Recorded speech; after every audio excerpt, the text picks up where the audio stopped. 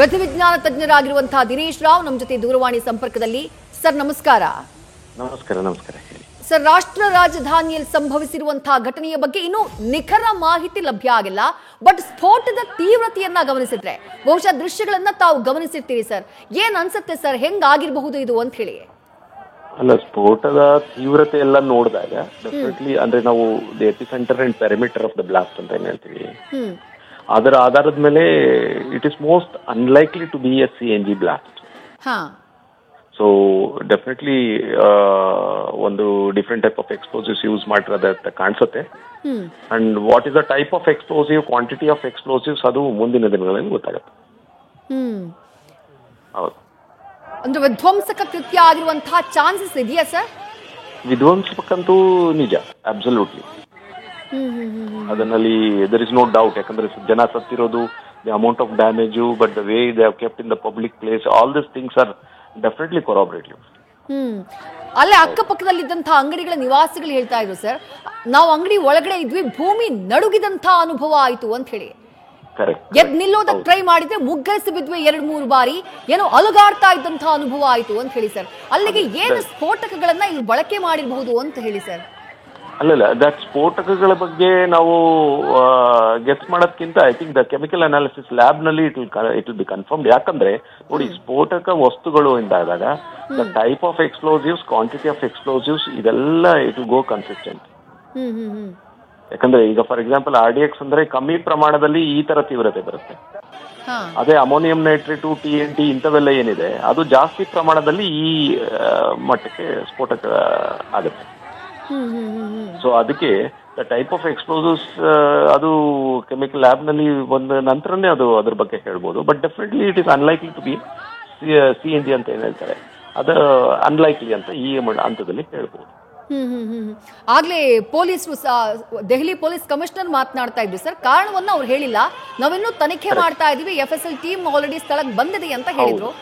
ಅಲ್ಲಿ ಯಾವ ರೀತಿ ಪತ್ತೆ ಹಚ್ಚಲಾಗತ್ತೆ ಅಂತ ಹೇಳಿ ಸರ್, ಈ ರೀತಿ ಬ್ಲಾಸ್ಟ್ ಗಳು ಸಂಭವಿಸಿದಂತಹ ಟೈಮ್ ನಲ್ಲಿ?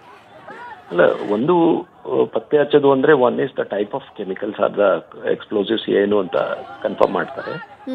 ಪ್ಲಸ್ ಎಕ್ಸ್ಪ್ಲೋಸಿವ್ಸ್ ಕಂಟೈನರ್ ಏನಾದ್ರೂ ಯೂಸ್ ಮಾಡಿದಾರ ಅದು ಏನು ಅಂತ ತಿಳ್ಕೊಳ್ತಾರೆ. ಡೆಟೋನೇಟರ್ಗೆ ಸಂಬಂಧಪಟ್ಟ ವಸ್ತುಗಳು, ಟೈಮರ್ ಡಿವೈಸಸ್, ಇಲ್ಲ ರಿಮೋಟ್ ಕಂಟ್ರೋಲ್ಗೆ ಮೊಬೈಲು, ಇಲ್ಲ ಸಿಮ್ಮು, ಈ ತರದ್ ಏನಾದ್ರು ಕ್ರೈಮ್ಸ್ ನಲ್ಲಿ ಇದೆಯಾ ಅದನ್ನ ಹುಡುಕ್ತಾರೆ. ಪ್ಲಸ್ ವೆಹಿಕಲ್ ಯಾರ್ದು ಐಡೆಂಟಿಟಿ ಹುಡುಕ್ತಾರೆ. ವೆಹಿಕಲ್ ಬಂದಿರೋ ಜಾಗದಲ್ಲೆಲ್ಲ CCTV ಟ್ರೇಸ್ ಮಾಡ್ತಾರೆ. ಮತ್ತೆ ಆ ಜಾಗದಲ್ಲಿ ಇರ್ತಕ್ಕಂಥ ಮೊಬೈಲ್ ಏನೇನು ಆಕ್ಟಿವ್ ಆಗಿದೆ ಆ ಮೊಬೈಲ್ಸ್ ಎಲ್ಲ ಟ್ರೇಸ್ ಮಾಡ್ತಾರೆ, ಟೆಕ್ನಿಕಲ್ ಎವಿಡೆನ್ಸಸ್. ಸೊ ಪ್ಲಸ್ ಅಲ್ಲಿಂದ ಎಲ್ಲೆಲ್ಲಿ ಯಾರ ಹತ್ರ ಮಾತಾಡಿದ್ರು before the blast, after the blast, ಅದನ್ನು ಟ್ರ್ಯಾಕ್ ಆಗುತ್ತೆ.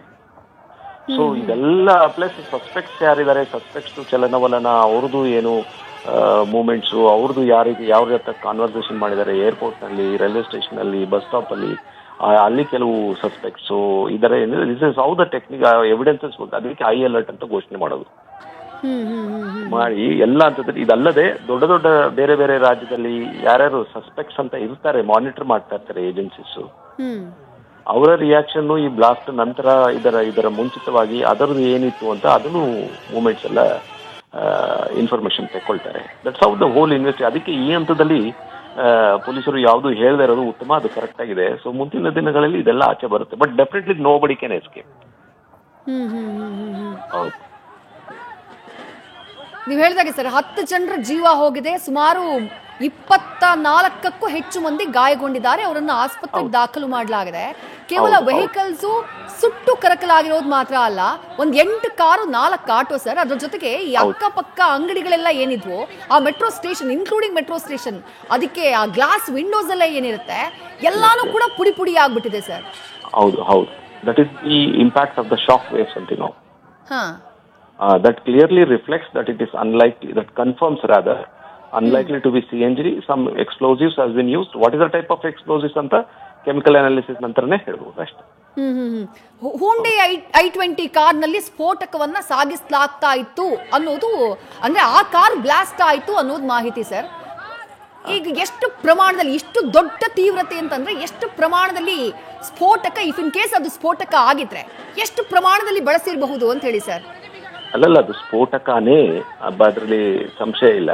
ಅನುಮಾನ ಇಲ್ಲ. ಎಷ್ಟು ಪ್ರಮಾಣ ಅನ್ನೋದು ಎಷ್ಟು ಪ್ರಮಾಣ ಅನ್ನೋದು ಸ್ಫೋಟಕದ ಕೆಮಿಕಲ್ ಕಂಪೋಸಿಷನ್ ಮೇಲೆ ಡಿಪೆಂಡ್ ಆಗುತ್ತೆ. ಫಾರ್ ಎಕ್ಸಾಂಪಲ್ RDX ಆದ್ರೆ ಅರ್ಧ ಕೆಜಿ RDX ಸಾಕು, ಇಷ್ಟಕ್ಕೆ ಅರ್ಧ ಕೆಜಿ RDX ಸಾಕು. ಅರ್ಧ ಕೆಜಿ RDX ಬೇಕಾದಷ್ಟು ಆಯ್ತು. ನ್ಯೂಸ್ ಫಸ್ಟ್ ನಿರ್ಭೀತಿಯಿಂದ ನಿಮ್ಮ ಪರವಾಗಿ.